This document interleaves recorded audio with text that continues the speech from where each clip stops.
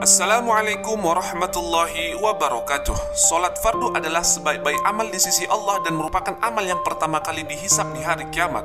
Urusan salat bukan perkara biasa. Siapa yang menganggap remeh kewajiban yang satu ini, maka Allah pun tidak akan memandangnya pada hari kiamat.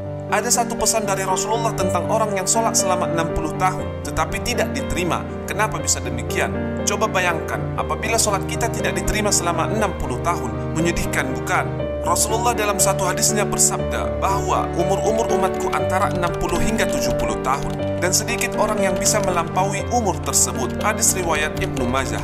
Andai kita diberi umur panjang hingga 60 atau 70 tahun tetapi sholat kita tidak diterima, tentu ini sangat menyedihkan. Setiap hamba sangatlah berharap agar ibadahnya diterima, terutama sekali ibadah sholat. Kenapa? Karena salah satu dari rukun Islam yang wajib kita laksanakan adalah sholat fardu. Ini adalah sebaik-baik amal di sisi Allah dan merupakan amal yang pertama kali akan dihisab di hari kiamat.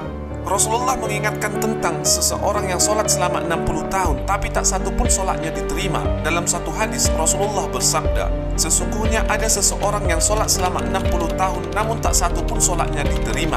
Barangkali orang itu menyempurnakan rukuk tapi tidak menyempurnakan sujud, atau menyempurnakan sujud namun tidak menyempurnakan rukuknya. Hadis riwayat Al-Asbahani dan At-Targhib. Jadi, ternyata penyebab tidak diterimanya sholat seseorang karena dikerjakan asal-asalan.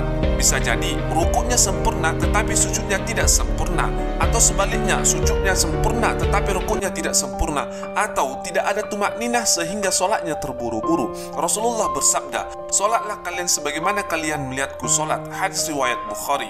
Peringatan Rasulullah, sholat yang dikerjakan tanpa tumakninah atau ketenangan dapat menyebabkan sholat tidak diterima. Berikut hadis tentang seseorang yang sholat namun Nabi memerintahkan untuk mengulang sholatnya. Dari Abu Hurairah bahwa Rasulullah SAW masuk ke masjid. Kemudian ada seorang laki-laki masuk masjid lalu sholat.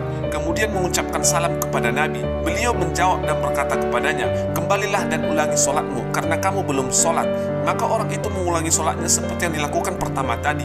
Lalu datang menghadap kepada Nabi dan memberi salam. Namun beliau kembali berkata, kembalilah dan ulangi sholatmu karena kamu belum sholat. Beliau memerintahkan orang ini sampai 3 kali hingga akhirnya laki-laki tersebut berkata, demi zat yang mengutus Anda dengan hak, aku tidak bisa melakukan yang lebih baik dari itu, maka ajarkanlah aku.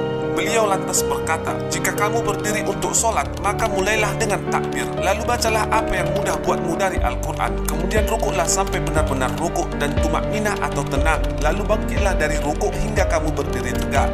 Lalu sujudlah sampai hingga benar-benar tumakninah. Lalu angkat kepalamu untuk duduk hingga benar-benar duduk dengan tumakninah. Maka lakukan dengan cara seperti itu dalam seluruh sholat rakaatmu. Hadis riwayat Bukhari Muslim. Oleh karena itu, mari kita jaga sholat kita. Kita pelajari cara sholat yang benar. Kita jaga tumakninahnya, rukuk dan sujudnya, dan segala sesuatu yang berkaitan dengan sholat agar menjadi sholat yang bernilai di sisi Allah Ta'ala dan menjadi salah satu bekal kita di akhirat kelak. Wallahu a'lam bishawab. Semoga bisa menjadi perhatian untuk kita semua. Wassalamualaikum warahmatullahi wabarakatuh.